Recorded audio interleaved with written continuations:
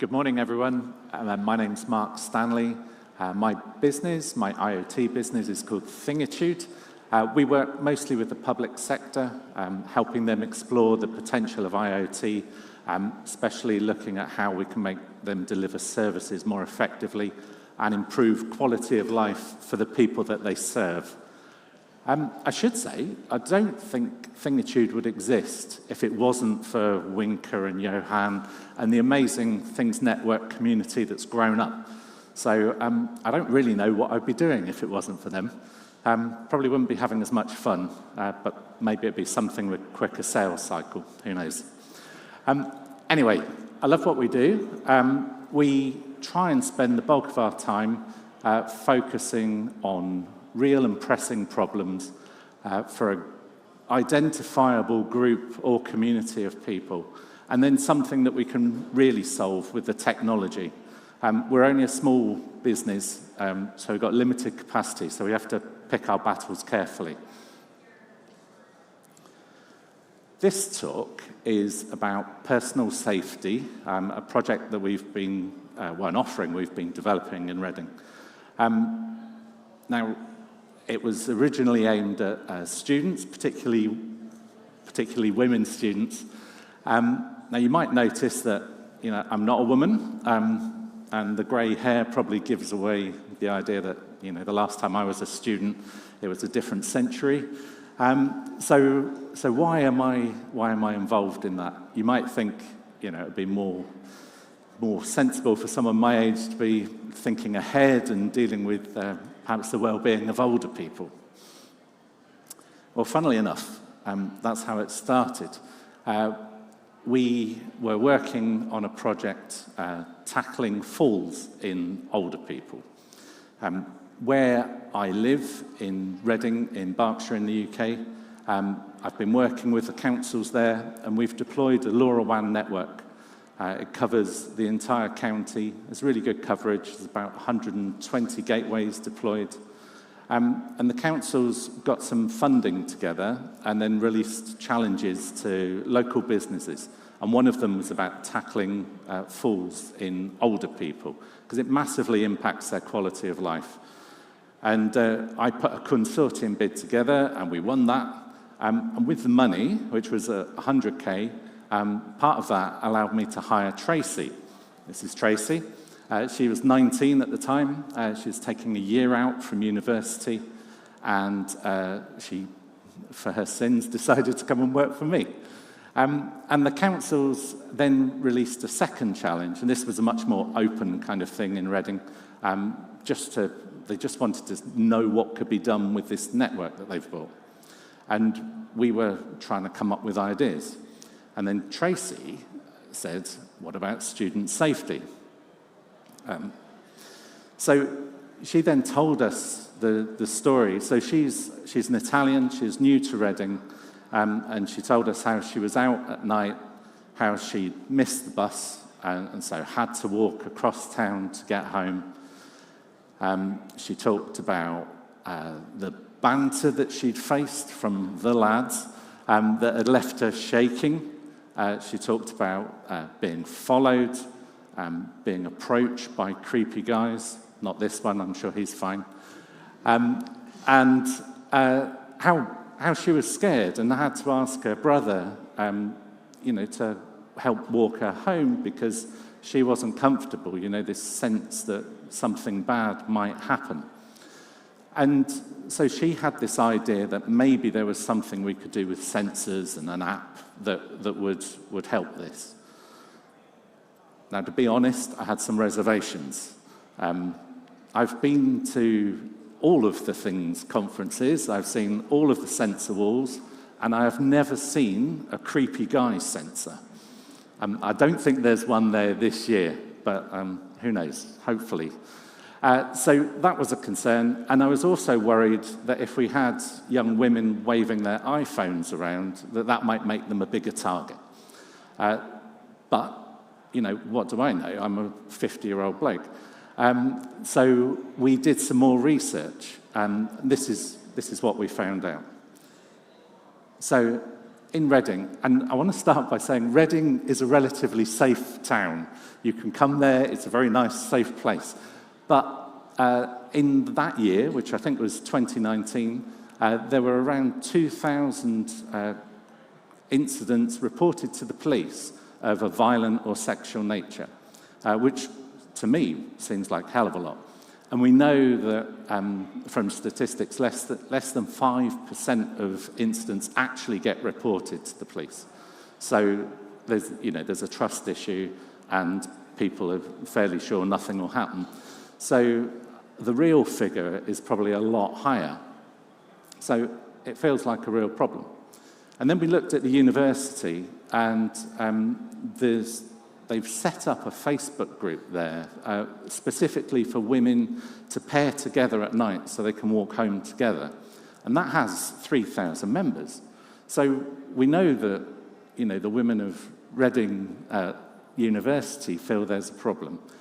So Tracy surveyed 50 of them, and we took those results and we visited the university and the Students' Union and presented them to them. And we looked further afield, and we found that this was a problem across the UK, and in fact, it's a problem across the world. There are millions of people affected by this. So I felt like, okay, we've got our real and pressing problem, we've got an identifiable group, so maybe we can put a bid for this. And the university said they gave us a letter of support with the bid, which helped a lot. So we put together, it's slow.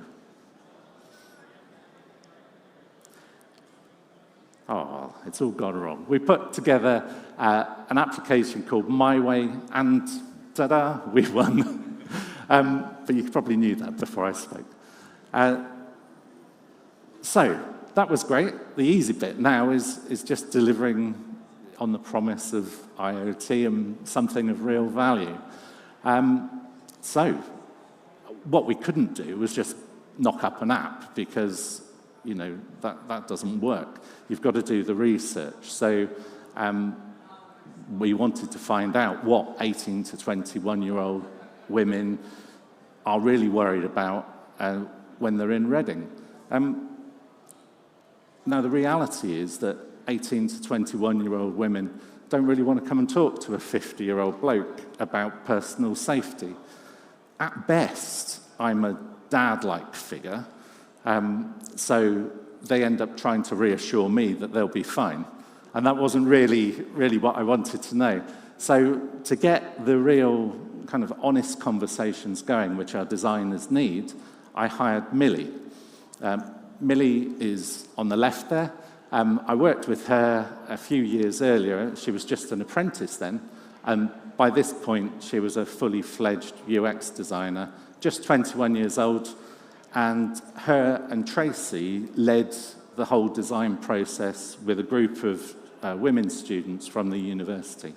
So it was a structured co-design process. They went through, full methodology. These are some of the outputs, working up stories, trying to find the key pain points for people. I particularly like this. It became a bit of a mantra that we should inform but not terrify students with the app. It was one of the criticisms of the Facebook group, was that it was just filled with the horror stories, and so women were feeling uncomfortable about going out. And that's the opposite of what we're trying to achieve. So, having established a good rapport with the students and got some good requirements, we could crack on then with developing the application. We got permission from Reading that we could use their street infrastructure. So we put sensors on all of the pink area here, which covers every street in the town centre, covers the university campus, and then all the areas where the students live. So it was good coverage for this, about 120-odd sensors in all. And we developed an app which took bus data, it took the sensor data. So the sensors are measuring things like people movement on the streets, because if you can tell women when they're walking home at night, this street is a busy street, most of them would prefer to walk on the busy street. There is a good proportion that would prefer to walk on the street with nobody, but absolutely no one wants to walk on the street that's just got one guy on the corner, for understandable reasons. So we took sensor data. Oh, we also got how light the streets were from this, so we could advise them of the better lit streets to walk home. And crowdsourced data as well, because, well, as I said, there isn't a creepy guy sensor, so we're relying on people to report when they see something dodgy. And we can put that up on the map app, so that if you're out at night, you know there's a fight in Friar Street, so we'll avoid Friar Street tonight. That's the idea. So we were all ready for a trial. It was all set to happen, and then that happened instead. So there was suddenly no nighttime economy, no students to keep safe, and we were a bit stuck. But the good thing about the empty streets was it was really easy to run around and deploy all the sensors. It also meant that we were able to get together a data set showing people movement during lockdown, and then as lockdown released, how people were moving around the town, and you could sort of see the recovery from lockdown happening. That was really important to me, because one of the hoped for effects was that the council would be interested in this data that we're collecting, that they could use it for something. So, you know, maybe that is about managing streetlights in the future. Maybe it's about road planning. I don't know. There just seem to be lots of opportunities. So what we did was we added to the app the ability to publish the data to an open platform. And that is something called Urban Data Exchange. I don't know if any of you use it, but we're publishing to that. It holds city data, and the idea is that it's a single way of getting data from a wide variety of sources. So really good thing for us to add to. Works nicely. And eventually, we were able to do a trial. Now, the trial happened in October 2020, September 2020. Unfortunately, that lasted 3 weeks, and then there was another lockdown and another year of misery. But in that 3 weeks, we did find that there was really good take-up from the students. They loved some of the features. Obviously, some of it wasn't good enough, so we got some good things to improve, some performance things we needed to change. And then we were able to relaunch again in September 2021, so last September. That's given us a whole year of working. We've been getting feedback from students and making improvements as we go along. It's come out really nice, really positive responses. One of the bad things that happened with the return of the nighttime economy was a massive increase in drink spiking. I don't know if that's the same in your towns, but certainly it was a big problem in Reading and across the UK at the time. So we have added a new feature now where at the push of a button you can report drink spiking. And what that allows us to do is to create a heat map which we can then use to put pressure on the venue owners who aren't taking drink spiking seriously enough. And it means that we can, you know, warn students that this bar or that bar is particularly dodgy. And we think that's going to help. The police think that's going to help as well, which is great. So they have asked us to provide them with the spiking data. It's all anonymized for our students' protection, but it does give them good intelligence that they can use.